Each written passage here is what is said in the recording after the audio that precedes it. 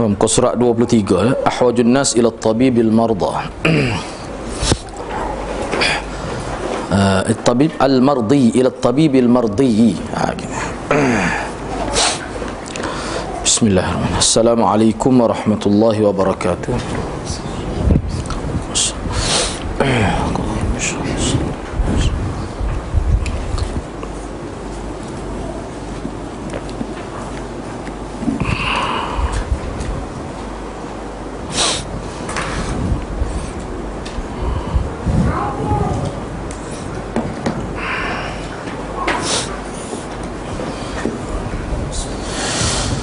Alhamdulillah, bersyukur kepada Allah Subhanahu wa taala kerana pada malam ni dapat kita bersama. Insya-Allah pada malam ni kita nak sambung perbincangan kita ni, risalah tauhid ini, tajuk lain iaitu ahwajun nas ila tabibil mardi. Keperluan manusia kepada doktor yang dia sukalah. Al-mardi tu dia puas hati. Keperluan manusia kepada doktor yang dia rasa berpuas hati dengan doktor itu. Itu tajuk dia. Ni dalam bab tauhid tiba-tiba tajuk tu. Nah, ni bincang ni bab tauhid ni, tapi mana pada doktor ni nak. Kita bacalah, kita tengok lagu mana cara yang digunakan oleh Syah Ismail Syahid tu.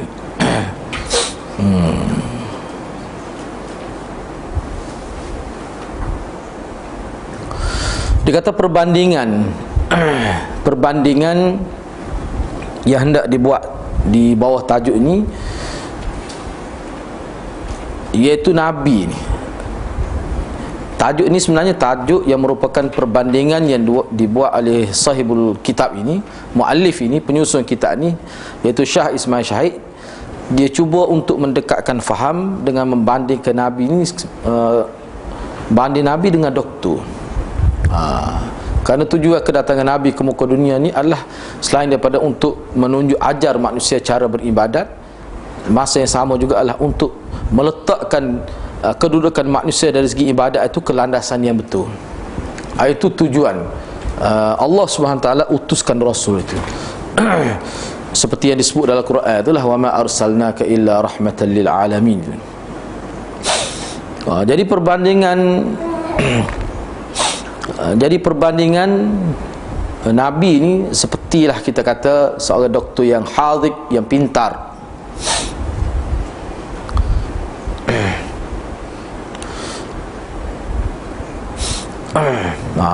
Ataupun kita Arab. Ni. Sebab dia bahasa Arab ni dia banyak boleh Arab dia. Patut dia buat koma. Saya fikir dia apa dia buat koma tu. Kalau buat koma dia kena baca lagu lain. Ahwajun nas ila tabib al-marda. Orang yang paling perlu kepada doktor orang sakit lah. Dia jadi lagu tu. Kalau kita baca ahwaj tu dia jadi mubtada, al-marda tu jadi khabar. Gitu. Lainlah terjemah dia. Tadi kita terjemah dia jadi sifat pada at-tabib. Tidak. Orang yang paling perlu, ahwaj tu dalam bahasa Arab dia panggil isim tafdhil. Orang yang paling perlu pada doktor adalah orang sakit. Gitu. Jadi perbandingan demikian samalah perbandingan seorang doktor yang cerdik. Kathura haulahu al-marda. Ramailah orang yang sakit di sekitarnya. Seorang doktor yang hadik, doktor pakar lah maksudnya. Dia ni hazik ni bukan makna pakar sebenarnya. Hazik ni pintar. Kita pun ramai nama hazik. Di sekitar dia ramailah doktornya. Pesakit tu, doktor ni. Di sekitar dia tu ramailah pesakit-pesakit dia. Dan di tempat dia, di tempat doktor tinggal itu tersebar, merebak al-amra, penyakit-penyakit, wal auba, dan wabak-wabak tu.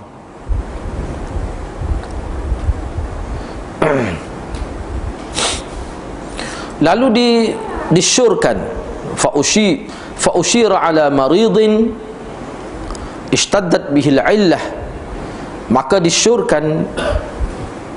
diperkenalkan kepada seorang pesakit yang mengidap penyakit berkenaan. Ishtaddat ni maknanya penyakit dia tu kronik lah, itu ishtaddat. Dan penyakit itu telah mencengkam dia, maknanya menyusahkan dia. Wa adnahul marad.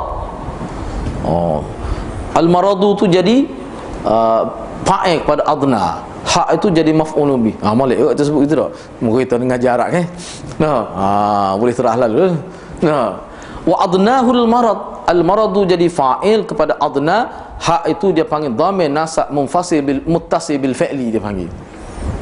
Tu. Jadi penyakit itu telah membebankan dia.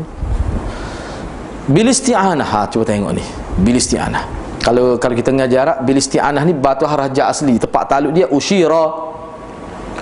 Telah diisyaratkan kepada orang sakit yang sangat yang kronik penyakit dia, dan dia telah dicengkam oleh penyakit itu, supaya dia minta tolong. Tengok tu dia kait tu, tu dia berkait dengan usyira. Ni hak payah ni. Dalam orang ngajar ni hak payah. Kalau pelajar ke, dia tak boleh nak kait usyira tu, kait mana patut bil isti'anah, dengar minta tolong, dengar ke? Disyorkan supaya minta tolong dengan doktor. Dengan doktor berkenaan. Warisyianihi maknanya, dan supaya doktor tu rawat dia lah. Tu gitu. Ataupun warisyian ni maknanya pembantu-pembantu dia tu. Walakinnahu ta'allala biqauli, tetapi pesakit itu dia beralasan, dia tak boleh minta tolong dengan doktor tu. Dia alasan, dia kata ke mana? Tengok dia nak kiyas ni. Tetapi pesakit itu, walakinna marid itu, orang yang sakit itu ta'allala, beralasan untuk tidak mahu minta tolong dengan doktor yang pakar itu, dengan katanya, dia kata saya ni sakit. Dia kata ana marid, saya ni sakit. Lajjabil maradu, sakit ni telah menyusahkan saya, membebankan saya, memberatkan saya. Wa inna ma ya'tihi wa yantafi'u bihi man salima minal amrad. Sebenarnya dia kata, orang yang pergi jumpa doktor dan ambil manfaat dengan doktor tu, orang yang tak sakit sebenarnya. Dia kata gitu. Man salima, kalau anak sebut sikit lah, biar lah mengajar, biar boleh ambil manfaat. Wa inna ma, dan sebenarnya ya'tihi, yang akan datang menemui doktor, wa yantafi'u bihi, dan yang akan ambil manfaat dengan kepakaran doktor itu, man. Jadi man ini jadi fa'il kepada ya'ti dengan yantafi'u. Man itu adalah orang yang salima minal amrad, orang yang terselamat daripada penyakit-penyakit itu. Jadi orang sakit kata gitu, dia kata sebenarnya saya ni sakit. Sebenarnya orang nak jumpa doktor, nak jumpa doktor ni orang sihatnya. Wa'tadilat sihatu, dan seimbang kesihatan dia pun seimbang, stabil. Wa'tadalat sihatu, dan stabil kesihatannya. Wa qawiyat binyatu, dan kuat binyah ni tubuh badan dia, fizikal dia, binyah. Agak-agaknya famadha yaqulu an-nas an aqli hadha ar-rajuli wa fatanatihi. Agak-agaknya orang ramai nak kata guana tentang akal orang ni hak sakit ni, dan dari segi kebijaksanaan agak-agak nak kata guana. Kalau kita cuba jawab dia tu. Maru. Istilah saya tak dengar tu. Maru. Kecek kosi. Merapulah. Kalau kita kata dia berat benar ni, dia sakit, orang kata ginilah pergi jumpa doktor, atau biar doktor mari. Dia kata nak jumpa doktor, saya ni sakit ni, saya ni dibebani ada sakit. Orang jumpa doktor ni orang segar ya, dan orang yang seimbang, kesihatan dia stabil, dia kuat, tenaga fizikal dia. Orang sakit lagu ni kita nak kata ke mana ni? Betul lah kata dia ngapur tu, hilang tu dia punya kewarasan tu. Tu ala yarawna annahu yunkiru bara'at at-tabib wa hadhki fa innal atibba la ya'nuna illa bil marda. Tidakkah mereka lihat, mereka tu siapa? An-nas tadi. Kalau ke ngajar waw tu yarawna, waw tu waw jamak, dhamir tu dia kembali pada an-nas. Tidakkah orang ramai melihat bahwasanya yungkiru, mana fa'il yungkiru, dhamirun mustatirun fihi taqdiru huwa ya'udu ala al-marda, al-mardi, marid tadi. Kembali jauh duk mana tu? 3 baris langkah, 2 baris langkah atas. Ana maridun. Nah, marid itulah fa'il dia ni dhamir mustatir, takdirnya huwa, kembali pada marid. Jauh tu kembali dhamir. Jauh tu. Sesungguhnya dia mengingkari, siapa dia tu? Pesakit tadilah. Dia mengingkari kemampuan doktor dan kepintaran doktor tu. Dia tolak, mana dia tak terima, mana dia tidak cuba ambil manfaat dengan doktor. Gak kalau orang sakit tak si jumpa doktor ni tak habis kita lah. Berat benar lah. Fa innal atibba, sesungguhnya para doktor la ya'nuna illa bil marda. Dia tidak memberi tumpuan, ataupun kita kata dia tidak fokus kecuali kepada pesakit. Doktor ni kalau tidak rawat orang sakit, dia kerja dia. Bukan doktor natal, mana doktor rawat orang. Tu kerja dia. Dia mahir pun mahir lebih dari tu. Semakin dia banyak dia merawat orang sakit, semakin bertambah ilmu dia, semakin banyak penemuan-penemuan baru. Tiba-tiba orang sakit pula tak sin.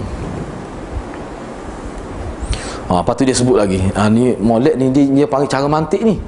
Wat tabibul ladzi la yudawi illa al-asihha, doktor yang tidak merawat melainkan merawat orang sihat-sihat saja. Wala yantafi'u bidawai illa al-aqwiya'u, sebab jadi fa'il kepada yantafi'u. Dan tidak dapat ambil manfaat dengan rawatan doktor melainkan orang-orang yang segar-segar sahaja. Itu doktor, apa lagi tidak doktor gitu. Wat-tabi' ni makna doktor sebenar.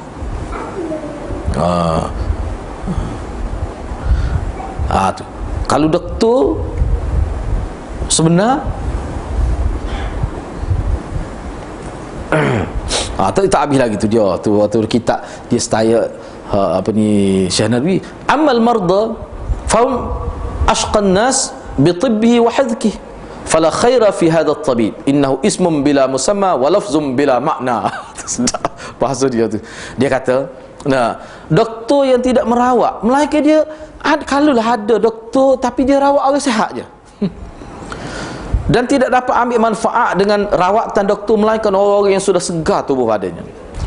Adapun pesakit pula, mereka lah orang yang paling celaka, orang yang paling tidak bertuah dengan kedoktoran doktor tu dan dengan kepintaran doktor tu. Maka doktor yang sebegini tidak ada kebaikan langsung. Sesungguhnya doktor itu nama tanpa musamma. Nama tanpa musamma ni, nama doktor tetapi tidak berperanan sebagai doktor. Lafaz tanpa makna. Ada? Boleh kira lagu tu. Lafaz tanpa makna. Adakah satu lafaz yang tak ada makna? Patut apa faedah lafaz tu? Makna kalau doktor mana orang agama lah. Orang agama duk caw kok segar-segar ya. Kok orang sakit tak berani nak pergi. Doktor apa lagu ni? Tu tajam tu nak. Ada juga kau pesen doktor pergi rawat orang sihat lah. Dia kata tu hak nyakit sebenar tu, tak boleh berani, dia tendai kawan. Dia marah. Doktor apa lagu tu? Ni tajam ni sindiran ni. Sepatut doktor ni pertama sekali dia kena kenal pesakit, sakit gapo. Dan dia kena rawat hak tu lah. Lepas tu kalau orang sakit marah ke dia, memang pesen orang sakit gitu. Dia tanya, dia tongeng punguh ke doktor. Kat doktor pula jenis hangi tahu. Boleh orang marah sikit, kena lalu. Klik tasib bahasa aku, dia kata baik aku lah rawat orang segar lah tu. Doktor apa lagu tu? Doktor lagu tu. Dia nak ayatnya orang agama ni dia semua doktor lah.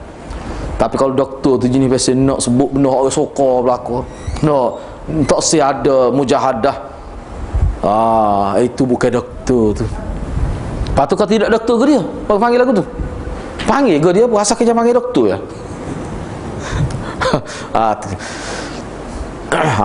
Lepas tu baru dia ambil, tu dia panggil bayangan dia, muqaddimah dia, pembayar dia. Kadzalika kullu man am'ana fil jahalah kanat hajatuhu ashadda ila tafahumi kalamillahi wa rasulih. Dia berkait dengan tajuk baru ni ya. Demikianlah dia kata, sebenarnya saya nak ayatnya, setiap orang yang am'ana fil jahalah, orang yang telajak jahil, am'ana fil jahalah. Am'ana ni, am'an ni sebenarnya asal kalimah am'ana ni gini kalau bahasa Arab. am'anan nazara fi qadiyatin. Seseorang yang meneliti, membuat kajian, yang membuat analisa terhadap satu kes, tu dia panggil am'ana. Tapi dia guna bahasa am'ana untuk jahil ni, kalau kita jumpa Kelantan, orang yang jahil tu okey. Tu masuklah am'ana fil jahalah. Bukan jahil sikit-sikit, jahil tu okey. Saya pun tak faham, mana boleh masuk toke situ tu. Kok mana dia kiyah tak? Tapi rapaklah kalau bahasa Kelantan, rapak jik. Tak boleh gila sekali. Kalau gila lagi dia pecah. Orang yang jahil tu okey. Dialah, maka keperluan dia kepada doktor lebih. Dialah sebenarnya orang yang perlu, bukan doktor lah. Dialah sebenarnya orang yang paling perlu pada memahami kalam Allah dan kalam Rasul Allah. Kayak sebelum ni, kayak orang jahil beralasan dia tak boleh itu Quran payah gini dia ni tak pandai. Padahal dia tu jahil supaya orang sakit lah. Dialah orang paling perlu pada doktor. Tak ada pula jenis doktor tak sirawat orang segak, orang sihat, orang sakit. Dah lah orang sakit tu sakit, doktor pun sakit juga. Lepas tu berat lah tu. Dia kalau doktor pun sakit juga, memang masalah. Tu. Jadi sebenarnya orang jahil lah, dialah paling perlu pada kalam Allah dan kalam Rasul. Dialah wakana harian, dialah sepatutnya orang yang paling tamak kepada kalam Allah, kalam Rasul, min ghairi, berbanding orang lain. Sepatut dia lah, kita kata cawak kota, kata kita sebut gitu bahasa Kelantan ni habis tak lagi dah sekati tu. Cawak kota. Sepatutnya nak ngaji Quran, nak ngaji hadis sebab dia jahil. Sepatutnya. Bagaimana nak tukar persepsi tu? Berat kat lah tu. Cabaran tu nak beri faham pada orang tu bahawa dia perlu. Dia ni perlu pendedahan Quran tu dengan cara yang sesuai dengan orang kampung. Pendedahan pengaji hadis sesuai. Kalau tidak bahasa payah semua tak air lah dah. Maknanya orang nak ngajar perlu ikuti kursus, perlu ngaji khusus pula. Sebab tu dia ada maktab perguruan. Kalau tidak, guru ni tak erti cara ngajar. Tak ada ilmu psikologi, tak ada kategori, tak ada pengalaman. Tu beratlah kalau gitu. Wa man kasurat dzunubuhu wa khatayahu, dan orang yang banyak dosa dan banyak kesalahan, maka dialah orang paling gelak jiwa. Washtadda zulmuhu li nafsih, dialah orang yang paling zulm. Mana kegelapan, paling zalim kepada diri dia. Paling menzalimi diri dia lah. Orang yang banyak dosa banyak, dia lah orang paling gelak diri, orang yang paling menzalimi diri dia, orang yang paling melakukan kezaliman terhadap diri sendiri. Kana ajdara bil iqbal ala kitabillah wa hadi rasulih, dialah sebenarnya ajdar, orang yang paling patut, paling cepat fokus terima kitab Allah dan petunjuk Rasul. Sepatutnya dia lah. Moga dia orang paling jahil. Hatta yasluha hayatu, sehingga hidup dia menjadi baik. Hatta yasluha hayatu, sehingga hidup dia menjadi baik. Wa yunqidha nafsahu, dan sehingga dia dapat menyelamatkan dirinya daripada azab Allah maksudnya. Demikianlah kadzalika yajibu ala kulli tabaqatin min tabaqatin nas al-khassati minha wal 'ammati an tatafahhasa an kalamillahi wa rasulih wa tafahhumihi wa tasallukihi fi hayatiha wa tazina imanaha wa aqidataha fi mizanihi wa tahukkuhu ala mihakkihi. Gitu. Ini bahasa sastra. Ini bahasa sastra. Syekh Nadwi ni mungkin dia orang sastrawan. Dia kata, demikianlah menjadi kemestian kepada setiap lapisan masyarakat, sama ada dia tu orang elit ataupun orang awam, dia mengkaji sepatutnya. Dialah sepatutnya yang mengkaji, yang meneliti, yang membuat penelitian terhadap kalam Allah dan kalam Rasul. Dialah sepatutnya golongan yang cuba memahami Quran dan hadis dan meletakkan hidup dia selaras dengan Quran dan hadis, dan dia membuat penilaian terhadap keimanan dan akidahnya di dalam mizanihi, di dalam neraca Al-Quran dan hadis. Sepatutnya wa tahukkuhu ala mihaqqih, dan dia ni tahukkuhu ala mihaqqih ni, mihaqih ni alat yang digunakan oleh tukang emas untuk menentukan keaslian emas asli ke emas berapa ni. Dia orang panggil mihaq, dia panggil dalam bahasa Arab. Dialah sepatutnya yang menimba ilmu dia tu menggunakan neraca yang betul. Seperti mana tukang emas, dia nak pastikan emas ini emas tulen ke emas zulian ke, emas gapo ke, dia ada alat dia. Dia adalah cara dia tu. Dia goreh ke, ataupun dia ada cara dia. Kita tak tu orang tengok pakai gitu lah. Tapi orang itu dia ada cara dia. Itu tahukkuhu ala mihaqqih. Jadi hak ni tajuk ni khusus nak ayatnya. Doktor pun dia kena faham lah tugas dia. Kalau dalam ibarat kehidupan beragama, doktor tu maknanya nabi. Hak tu doktor besar kali tu. Lepas tu waris dia ni, pewaris dia ni siapa dia? Ulama-ulama. Jadi ulama sebenarnya dia mengajar tu dia nak betul lah. Dan bagi saya yakin, minta maaf lah saya sebut kalau bercanggah dengan pahaman hadirat, ada sahabat-sahabat, dia sebenarnya punca ulama tidak berubah sebenarnya kerana punca orang agama. Dia takut nak menyatakan kebenaran. Dia takut orang marah. Dia takut orang marah. Dia tak takut Tuhan marah tu. Itu masalah. Lepas tu dia bimbang, takut jadi hubungnya. Jadi kebimbangan itu sudah beberapa generasi. Jadi alasannya kena bijaksana. Itu alasannya. Akhir sekali bijaksana lah ke mana? Tak sebutlah. Nanti kita sebut sana. Moga kita bijaksana, okay? Moga kita bijaksana. Seolah-olah gitu. Padahalnya jadi sebenarnya perkara ni alasan, tak ada gapo. Cuba bayangkan kalau orang agama tu konsisten dengan ilmu dia. Dia tegas. Tegas ni kita tidak suruh bercakap dengan bahasa yang menyakit kata, okay? Tegas. Bukan nak gopoh, bukan nak kita kata jenis mulut celupa, tidak, nak tegas. Bukan kekerasan. Bukan kekerasan tapi ketegasan. Kita nak tu ya. Kalau gitu berubah dengan gitu ya masyarakat. Sebab tu sebenarnya hakikat kita kena terima bahawa kita sebenarnya bukan berhadapan dengan orang kapur sangat masalah kita. Orang agama juga. Hak tu yang paling orang kapur ni mudah ya, sebab dia ikut. Itu sebenarnya masalahnya. Sebab tu dia tekan sangat ni. Sebabnya Syah Ismail Syahid dalam sejarah hidup dia tak unsing berhadapan dengan masyarakat. Dia unsing berhadapan dengan orang panggil Maulana ni juga. Hak tu dia unsing. Kita kata gini malam ni, malam esok dia mari, dia kata lagu lain. Dia sapu-sapu tu dia tulis lain. Hak peningnya siapa dia? Orang awal. Dalam satu masjid, mikrofon yang sama, ekor yang sama, hari lain-lain. Dia sebut gitu pula. Itu pengalaman saya sendiri. Dia kata semalam, dia kata ustaz tu kata lagu lain, dia kata. Lepas tu dia kata saya sebut lah tak betul hak semalam tu. Lepas tu itu masalah. Tu. Jadi benda-benda gitu sebenarnya menyebabkan orang kapur jadi pening. Lepas tu orang kapur akan mengambil sikap, tak apalah kita ikut hak biasa orang ramai. Moga betul juga khilaf. Moga ustaz tu kata khilaf bila khilaf kita ambil ni. Sebab itulah kita dalam konteks ni kita guna bahasa yang lebih terhormat, lebih berhemah tinggi kita kata. Baik, tak apalah kalau ada khilaf gini-gini pun, cuma kita nak ambil hak jelas, hak tak ada khilaf, hak Nabi buat mana. Untuk masyarakat hak tu. Hak tu.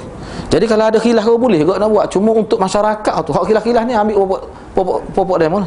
Kita ke pokok dia. Tak apa dah dia rasa dia boleh jaga dia. Khilaf ni maknanya sesuatu tu ada ulama kata boleh, ada ulama kata tak boleh. Jadi hak mana hak tak khilaf ni? Dia gini, kaedah dalam agama kita, bila sesuatu tu khilaf, dia mesti ada tak khilaf. Baru dia jadi khilaf. Dalam apa masalah? Dalam apa masalah? Misalnya kita kata tawassul. Kan ada kan? Tawassul. Ngaji mana-mana pun dia ada tawassul, hak tidak khilaf. Dia panggil ini tawassul pertama, tawassul yang muttafaq alaih. Hak semua ulama terima. Tak kira ahli sufi ke, ahli tarikat ke, semua terima. Hak ni mukhtalaf fihi. Hak yang ketiga mardud, yang ditolak oleh ulama. Jadi setengah orang tu dia mempertahankan yang kedua, hak khilaf ni. Sebab tu sesuai dengan ajaran tarikat dia, ajaran dengan atuk guru dia. Jadi hak pertama ni hak tak ada khilaf, tapi dia wui kepada masyarakat mana? Hak khilaf ni. Ini ustaz yang tidak bertanggungjawab. Sebenarnya sepatutnya untuk masyarakat kena bui hak tidak khilaf, hak tentu. Tu.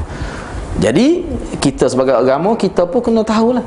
Tak apalah kita terimalah khilaf, cuma saya nak sebut ni hak tak ada khilaf. Pilih hadirin-hadirat lah, terletak di kita masing-masing nak ambil mana. Hak ni tidak khilaf, maknanya jelas daripada Nabi SAW. Hak ni khilaf nak pakai mana? Jadi kita cuba, saya nasihat kita jangan guna istilah-istilah yang boleh menyebabkan kekalutan dalam masyarakat. Walaupun kita yakin gitu, tapi supaya keadaan itu lebih harmoni. Hak kita nak ajak masyarakat ni dia kembali kepada yang sahih. Ibnu Taimiyah perjuangan dia adalah nak mengajak masyarakat mengikut hadis yang sahih. Bukan dia tak tahu hadis dhaif. Ibnu Taimiyah bukan dia tak tahu mana dia ahli hadis. Dia tahu, tapi buat apa dia tumpu pada sahih? Sebab dia kata untuk masyarakat. Kalau hak ni dhaif, dalam keadaan sahih ada, mengikut kaedah pun tak boleh pakai dhaif kalau sahih ada. Dari segi akal kita pun hak ni hak khilaf. Ada ulama kata boleh, ada ulama kata hak ni ada racun, ada kata ada tak ada racun. Hak ni tentu tak ada racun, nak ambil mana? Sebab dia kata ada orang makan tak apa. Hak ni siapa makan pun tak apa. Misalnya kita nak ambil mana? Untuk masyarakat kita kena bui yang bersih, sahih untuk masyarakat. Lepas tu kalau ada khilaf-khilaf, biar dia dalam kitab sudahlah, bincang dalam bilik tu. Jangan bui pada masyarakat. Ni dok kita semarakkan hak tu. Kita habis berjuta untuk hak khilaf. Tu ya kawan ni hak naik angin tu, hak alik ni pula tu. Tu dia terpaksa guna. Tak boleh guna khilaf saja kat ngel. Perok ui dak. Neng. Habis neng. Itulah benda ni. Sebab tu bagi saya mudah gitu ya. Dan itulah makna fa in tanaza'tum fi syai'in farudduhu ila Allah wa Rasul. Kalau balah mana terlingkah? Ni kata boleh, anda kata tak boleh. Hak kata boleh ni pun ulama hebat juga. Hak kata tak boleh ni hebat juga. Lepas tu Nabi mana? Hak hebat lebih pada hak juga ni. Hak Nabi mana? Hak yang disebut sebagai rahmatan lil alamin, Nabi buat lagu mana? Hak tu ya sebenarnya dia lah. Tu ya sebenarnya. Orang panggil ibadat sekarang tu ya bincang. Dia tak bincang lebih-lebih hari tu. Apa peningnya? Setara tu ya. Bila kata bab ibadat setara tu ya. Tu. Dan kita pun jangan sabkul kalam, janganlah telacak lidah sangat dalam sebut benda-benda lagu ni. Seboleh-bolehnya kita jagalah. Hubungan ni kena jaga. Dia putus nak sambung payah. Hubungan ni dia putus hilang kebaikan. Tu saya bimbang. Selagi tak putus masih lagi. Sebab putus ni sebab doktor ni tak lagi. Doktor pun nak marah ke pesakit. Doktor pun nak marah juga ke pesakit tu. Tak ada apa lah. Dah pesakit marah ke doktor tu biasalah. Sebab kata kalau doktor jenis doktor alopati ni boleh kira sikit kalau dia nampak buat dia berkah lalu. Dia ramah tenaga. Ataupun dia wis jauh kau tu pening. Dia wis tu dulu. Buat lagu mana lepas tu. Tapi kau tu mau kapung. Orang mana tu orang guli batin yang sepak. Yang sepak kau sakit. Hak tu kan nguruk apa kena juga. Pada nanti dak tu wamo. Dia silap tekan pelopong yang sepak. Nonginnya tu kan nguruk. Dia kata parok silap langkah dia tu. Dia ni merah dah mukanya. Enggak kalau jenis tukang nguruk jenis angin toh jenis pasien tidak kuat, tidak ada mujahadah. Doktor ni sakit biar mampu pergi dia tu. Senyap kita buat kerja kita. Lepas tu lagu mana sudah? Enggak sakit. Kalau sakit seorang boleh kira ni sekapung sakit. Senegeri sakit. Sebab tu dia kata amrad wal awal auba, wahabak tu melata, tersebar dengan meluah. Enggak doktor pula jenis angin toh. Misalnya dak. Tu. Itulah maksud dia sebut sini ya. Biar kita fahamlah mana kedudukan kita ni sebagai doktor. Ada doktor mahir, ada doktor baru-baru, ada hak baru pelatih, adalah kau doktor. Hak baru nak jadi doktor. Adalah kau. Hak tu yang jadi kadang-kadang setengah tu dia baru tahu-tahu tapi dia kecek sepuluh doktor pakar. Bahaya juga. Doktor pakar kata, dia kata saya tak ajar lagi awak tu. Ya kau dia tu. Ni berat ni sebab tu dia pun kena tengok tahap dia jugalah. Jangan lebih-lebih. Tengok doktor pakar kata lagu mana. Pakar dah lebih dah tu lah. Bimbang bahaya lagu tu main-main. Bui lebih dos nanti tak nyata. Jangan bui sikit-sikit sudah. Lebih apa ada. Kata kita naik angin kata nak sosial cepat ni kita bui berok bui. 2 jarum dia bui. Cepat sungguh. Tak boleh. Sikit-sikit. Penyakit tu pun 10 tahun, 20 tahun. Enggak nak sosial 2 hari. Tak boleh. Kadang-kadang satu penyakit bila kena duk mari penyakit lain. Kita duk tengok penyakit tu. Hak dia sial penyakit lain banyak dah. Cuma hak ni tak sial lagi. Dia kena faham lah tu. Kita sebagai doktor, sebagai tok umur dia kena faham. Gitulah. Baik.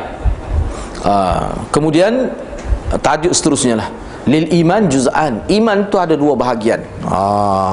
Dia bahagi pula. Iman itu ada dua bahagian. Lil iman juz'an. Iman ada dua juzuk.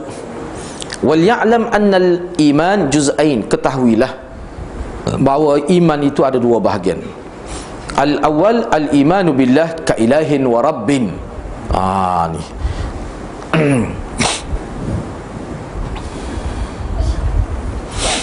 wal imani pun boleh kita baca, wal imanu pun boleh. Tu nak baca lagu mana, wal imani ke wal imanu? Wal imana tak boleh baca, dua tu boleh baca. Kalau kita baca wal imanu, dia jadi khabar kepada al awwalu. Kalau kita baca ni, makna kita kata dia jadi badal kepada juz'ain. Tu apa ni, anna lil iman juz'ain. Al imana juz'ain tu dia jadi ke juz'ain, dia jadi isim muakhar kepada anna dia panggil. Jadi kalau kita baca al awwala lah, al awwala sebab dia duduk pada maha nasab, gitu. Gitu. Jadi al awwala al imanu, baca bagi depan lah, itu lebih baik lagi. Yang pertama, iman kepada Allah sebagai Tuhan yang disembah dan sebagai Tuhan yang mengurus alam. Jadi makna dia ni terima tu tauhid uluhiyah dan tauhid rububiyah dan tauhid asma wa sifat, dia terima. Orang sebut tiga serangkai. Dan selagi wal imana bir rasul ka rasulin wa nabiyyin, dan beriman kepada rasul, bukan rasul ni makna Nabi Muhammad sallallahu alaihi wasallam, sebagai rasul dan nabi serentak.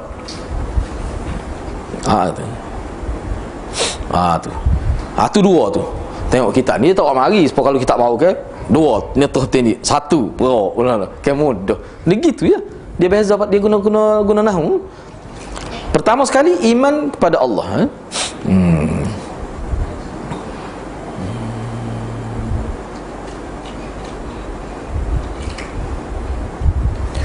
Baik,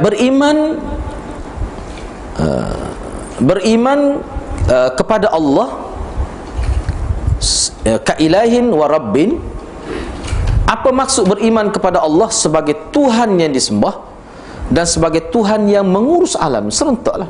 Dia tak boleh beriman ilah saja, kita hanya terima Allah dari sudut untuk sujud semaya gitu ya, sebagai Tuhan yang disembah. Tapi hak buat yang mengurus alam ni ada dewa-dewa lain. Tak boleh, dia kena sekali lalu. Tu makna tauhidnya. Maksud beriman kepada Allah sebagai ilah dan Rabb, ia memberi erti bahawa tidak boleh mensyirikkan sesiapa pun dengan Allah. Laisa kamitsli syai', itu maknanya. Maksud beriman kepada Rasul sebagai Rasul dan Nabi, ia memberi erti tidak boleh mengambil jalan lain selain daripada jalan Rasul. Ni yang saya duk tekan ni. Kita kata beriman kepada Rasul, kita percaya dengan ajaran dia tu. Tak boleh, dia kena tekan lagu ni supaya itu sebut. Maknanya kalau kita ambil tak ikut jalan Nabi, maka kita tidak beriman dengan Nabi sebenarnya. Dia kena tekan lagu. Sebab tu lebih tekan cara dia sebut. Lebih tekan. Jadi beriman kepada Rasul sebagai Rasul dan Nabi, dia memberi erti bahawa seseorang Muslim itu tidak boleh yasluka tariqa ghairi, dia tidak boleh ikut jalan lain selain pada jalan Rasul. Hadhihi sabili, ini jalanku, kena ikut ni. Maka menjadi kewajiban kepada setiap seseorang untuk berpegang teguh kepada tauhid dan mengikut sunnah Nabi dengan kekuatan dan dengan keazaman yang tinggi. Dan dalam masa yang sama, seseorang Muslim wajib menjauhkan diri daripada syirik dan bid'ah sejauh-jauhnya, kullal ibti'ad, sejauh-jauhnya. Fa innahuma, kerana kedua-duanya, yakni syirik dan bid'ah itu, yu'athirani fil iman, dia boleh memberi kesan negatif kepada keimanan itu. Syirik dan bid'ah dia yu'athiran, dia boleh memberi kesan kepada keimanan.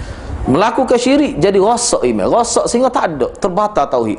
Melakukan bid'ah pun dia boleh merosakkan keimanan. kalau tak terbatal pun iman itu. Tapi yu'athirani, dia memberi kesan kepada keimanan. Syirik dan bid'ah ni. Wa yuhaddithani khalalan fih, dan kedua-duanya yakni syirik dan bid'ah itu dia boleh mencederakan iman. Menimbulkan khalalan, jadi cacat iman itu. Adapun semua dosa-dosa dan semua maksiat, maka dia hanya memberi kesan pada amalan dan boleh merosakkan amalan. Tapi kalau syirik dan bid'ah, maksud apa dia tu? Kena faham, sebab tu kitab dia pun kena ada asas juga lah nak baca ya. Lama kita tak faham pula. Syirik dan bid'ah boleh memberi kesan kepada iman. Tetapi kalau dosa-dosa lain, hak tidak dosa syirik, tidak dosa bid'ah, dia hanya mencacatkan amalan tu je. Apa maksud? Misalnya seseorang yang melakukan syirik, saya ingat lagi, pernah dengar ada nama apa dia panggil Ustaz Mak Sibrani. Tak pernah dengar? Ustaz Mak Maruk ataupun orang panggil Ustaz Mak Kemucu, terkenal lah. Memang tok guru saya pun dia kagum kepada orang tua ni. MA di Universiti Azhar dia dulu. Dia ngapa Quran 6 bulan cepat, ingat tadi luar biasa. Pak tu panggil Mak Kemucu. Lekat lalu Mak Sibrani. Semasa dia mengajar di Akademi Islam Nilampuri, Universiti Melaya, orang panggil Qamus Hidup. Pensyarah pun tanya dia, malah tengok Qamus pakai tanya dia, dia boleh hoyak lalu. Memang hebat pun saya ngaji tauhid dengan dia. Itulah di bala sahijat tempat sok katil. Masuk katil kan? Asyik tu dia ngajar tauhid. Saya ingat lagi dia sebut. Masa tu saya dekat tahun berapa, baru masuk sekolah menengah. Ayah saya bawa ni. Dia rakyat ni, ya tu ustaz ni ingat tak kuat ni tu. Dia bawa kita pergi ngaji. Mudah faham, muka di sekolah harap ngaji juga tauhid. Tapi dengan dia ni kita mudah faham. Dia kata tauhid ni, iman ni ginilah. Kalau rosak benda yang berkait dengan iman ni, seperti 5 jari ni. 5 jari ni kata. Katakanlah kita gambar ke 5 jari ni rukun iman lah. Walaupun dia ibarat nak semua dah faham. Kalau rosak saja akidah, saja rosak akidah, dia kafir pakai ibu jari. Tapi kalau ibadat lain, misalnya rosak semaya, puasa tak rosak, dia rosak amalan tu ya. Itu maksud dia. Misalnya dia melakukan dosa, memang boleh mencederakan salat. Boleh jadi salat dia sah. Misalnya dia semaya dengan pakai kain yang tidak halal, sah semaya dia. Tapi semaya dia tak boleh pahala ke abu. Mana semaya itu sudah tercedera, sekadar lepas fardu ya. Ataupun batal semaya dia. Semaya amalan semaya ya batalnya. Tapi puasa jadi, haji dia jadi. Tapi kalau bab akidah ni, bab bid'ah ni, dia boleh jadi rosak habis lain. Silap teknik saja syirik, habis puasa, zakat semua tak jadi belaka. Tu noyaknya kesal tu. Sebab tu berat kini dia kata. Sebab bid'ah ni gitulah juga. Bagi ke seorang tu buat bid'ah dalam amalan dia 40 tahun, tak ada apa satu. Bahkan dia memberi kesal pada keimanan dia. Akhir sekali boleh jadi dia ni boleh jadi rosak kepercayaan dia tu. Sebab apa? Sebab dia ikut tidak tarikat Nabi, dia ikut tarikat lain. Tu. Maka kalau orang tanya kita, ustaz tarikat Nabi gitu. Lagu mana tarikat Nabi? Ni ada ngajar ni, dia panggil Sunnah Sittah. Patah ada lagi Muwatta' Imam Malik, ada lagi Musnad Humaidi, Musnad ada lagi banyak. Ni tarikat. Banyak kitab tarikat Nabi. Muka Nabi 23 tahun ngajar tarikat. Tak boleh orang nak tarikat dia kena sebut gitu lah. Ada kita dia ingat ke Naqsyabandi, dia ingat ke Ahmadiyah, tarikat. Tak. Tarikat Nabi SAW. Sebut gitu. Patut lagu mana tarikat Nabi? Ni. Kita popular ke tarikat Nabi. Dah kita pakai sunnah, kita sebut sunnah, dia tak apa je lego. Tarikat lalu. Senang. Jadi lepas ni kita ni pakai ikut tarikat Nabi. Tu dia. Lepas tu dia kata, tak aja dengar. Moga tak mari. Cuma mari acak-acak. Gitu ya. Dia tak boleh dia adalah kita ni jangan duduk pening dengan istilah. Kalau tidak duduk main istilah gitu, tak apa, dia nak tarikat tak apa. Nak tasawuf Nabi. Lagu mana tasawuf Nabi? Ngaji hadis, ngaji Bukhari, nak tahu tak? Gitu cara dia, mudah. Lepas tu dia pun ikut dia je lagu mana pun. Ya pentingnya bila dia faham lagu tu, kalau gitu Nabi ni bapak tarikat Nabi lah, bapak tarikat. Hak kita kata salah tu sebab tak serupa dengan Nabi. Tarikat tu salah, kita akan tak serupa dengan Nabi. Bukan tak serupa dengan saya, tak serupa dengan Nabi. Mana-mana tarikat yang serupa dengan Nabi, maka dia tarikat yang sah. Kita bagi gitu. Syarat kena serupa dengan Nabi. Lagu mana nak tahu serupa dengan Nabi? Mesti belajar hadis Nabi. Jangan belajar hadis WhatsApp. Mesti kena belajar hadis Nabi. Kalau nak serupa dengan Nabi sallallahu alaihi wasallam. Ni gak dumai hadis tak tapal leka no. Tu masalah. Saya rasa gitulah. Jadi kita guna istilah tu biarlah. Maknanya kadang-kadang berubah istilah tu. Asal dia tidak berubah, istilah saja berubah. Dia kata, lama dia kata, ustaz awak bid'ah lebak nama. Sunnah Nabi. Cuba tengok kat sunnah apa makna as-sunnah, maknanya tariqah. Kan kita sebut dah sebelum ni ada sebut dah. Sunnah-sunnah makna tariqah. Man sanna sunnatan sayyi'atan. Sesiapa yang melakukan satu jalan kebaikan, jalan kejahatan, jalan tarikat ni jalan. Cuma tarikat Nabi ni dia berbentuk lebih lengkap. Tu. Baik, lagu mana kita nak ikut tarikat Nabi dalam rumah tangga? Lain bunyi gitu. Bagaimana kita nak ikut tarikat Nabi dalam urus niaga? Tarikat Nabi. Lepas tu kalau tarikat Naqsyabandi boleh kecek gitu. Mana tarikat Nabi lah tarikat yang paling lengkap. Hak dia kata Islam ya'lu wa la yu'la alaih. Lepas tu Islam bersifat syumul. Tarikat Nabi.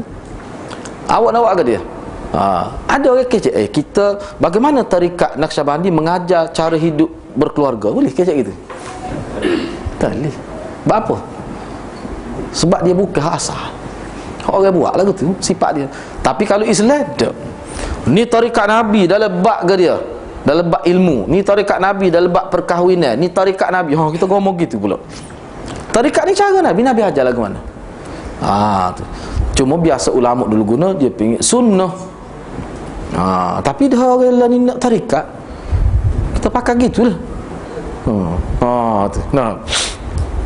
Nak naik rumah, saya kita sapa rumah. Lagu mana tarikat Nabi tu? Nabi suruh salam.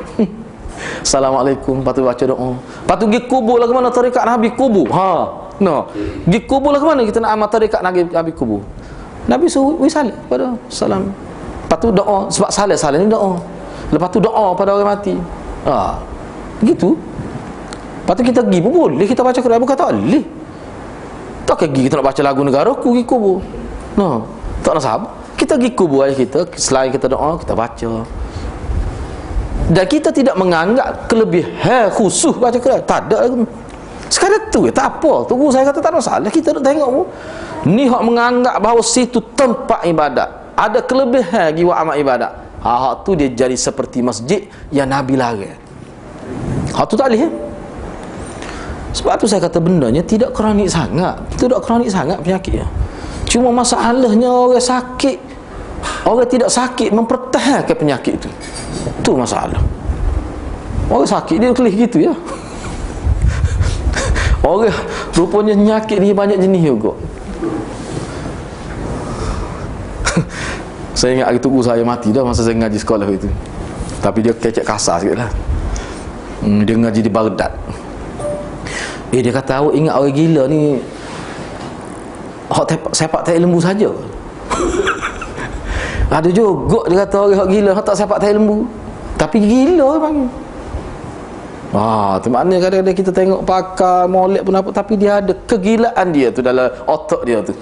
Junun fi aqli. Hak ni masalah. Kalau hak jenis gila kita tengok pakar-pakar dia tak berapa cukup jenis tu, waktu mudah cah tu. Tu tak apa tu. Junun sini ni, bila kita sebut junun jangan kita ingat gila ni hilang akal saja, tidak. Junun ni mana orang yang terpedaya, orang tertipu, orang yang gagal menggunakan akal dengan betul. Dalam istilah bahasa Arab lah, dia panggil junun juga tu. Gitulah.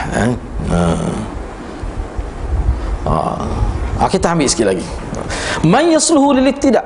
Siapa sebenarnya hak sepatutnya kita ikut, yang kita jadikan iqtida, qudwah atau idola orang lain disebut? Siapa dia sepatutnya?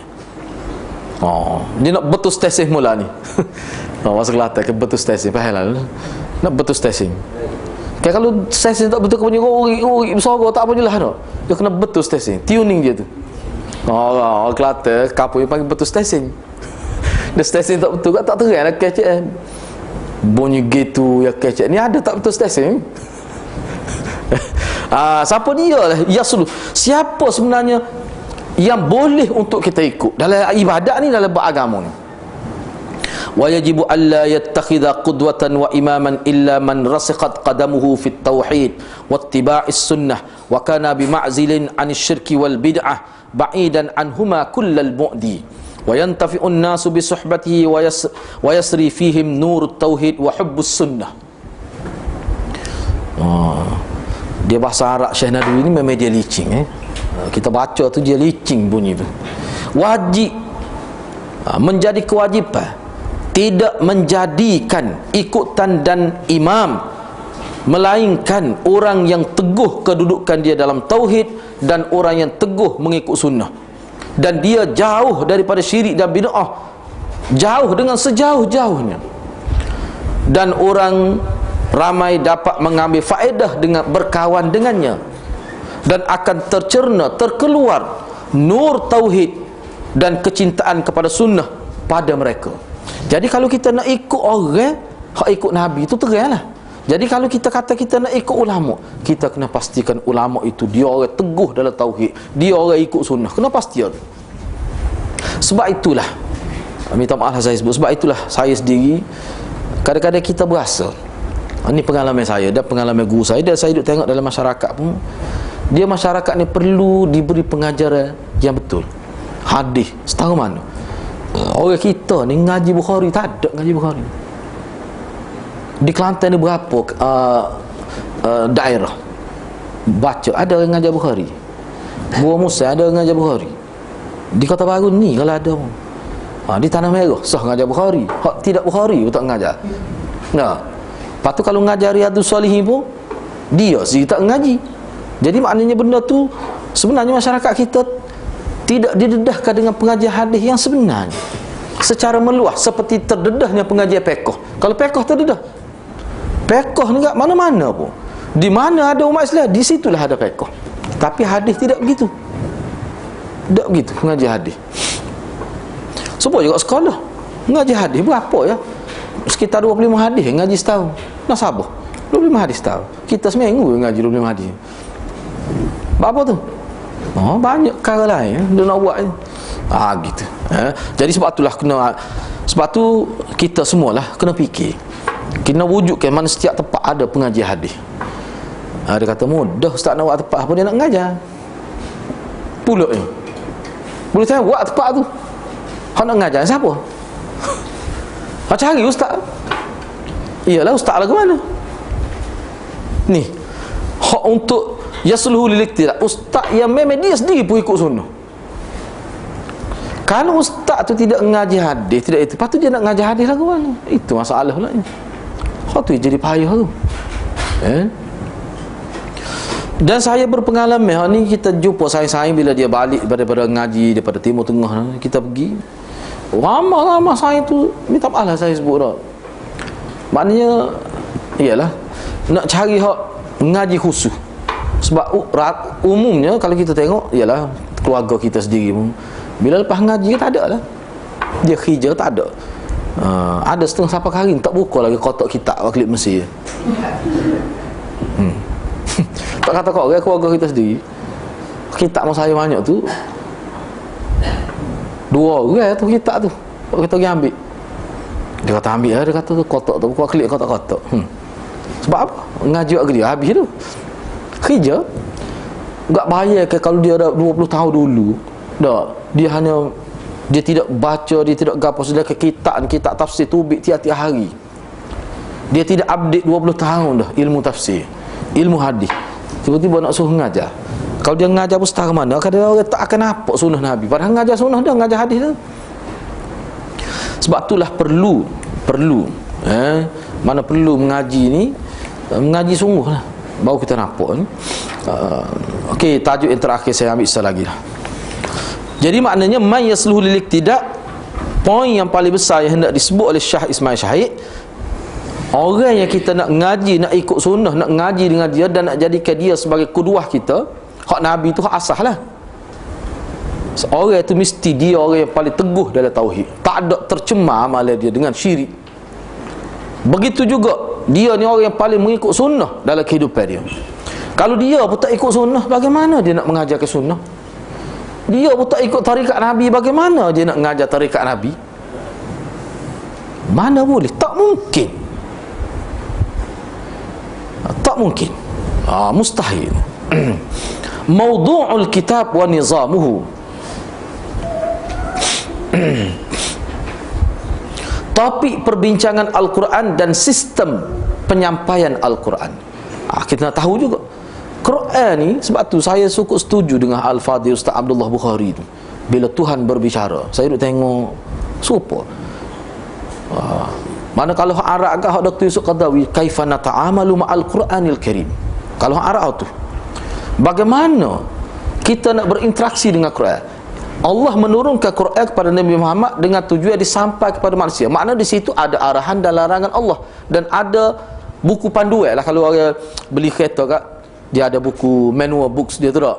Buku manual tu. Mana situlah kalau kita nak jaga kereta supaya teratur dia punya cara maintenance dia, buku tu lah panduannya. Supaya juga kita ni sebagai orang Islam nak supaya teratur hidup kita selarah, tidak bercanggah kehendak Tuhan, maka Quran ni lah. Maknanya Quran tu dia khitab dengan manusia. Quran ni turun nak cara dengan manusia, bukan nak cara dengan kambing. Quran turun ni, kambing meleh-meleh gitu ya. Orang Tuhan turun Quran ni nak supaya berbicara. Jadi Ustaz Al-Khari waktu malam dah. Bila Tuhan berbicara, ni Tuhan nak kecek tak saya dengar. Betul kata. Betul belik.